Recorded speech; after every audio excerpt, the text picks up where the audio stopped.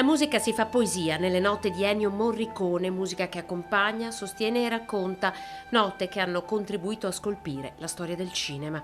Da C'era una volta in America, Il buono, il brutto e il cattivo, passando per Mission fino al nuovo Cinema Paradiso. È il regalo di Natale della provincia di Treviso, un concerto dedicato ad Ennio Morricone.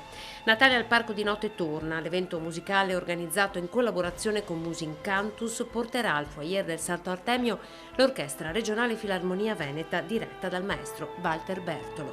Abbiamo proprio cercato di spaziare con tutti i colori dell'orchestra possibili, immaginare anche dalla voce. Abbiamo una soprano che cercherà di calcare, diciamo, le melodie più famose del maestro. È un linguaggio universale che tocca sicuramente quelli che hanno vissuto nell'epoca dei film che sono stati diretti nell'epoca di composizione, ma assolutamente gradevoli e godibilissimi anche per i giovani che si approcciano alla musica. Il foyer del Santo Artemio sarà immerso nelle note del maestro con proiezioni delle scene dei film da cui le musiche sono tratte.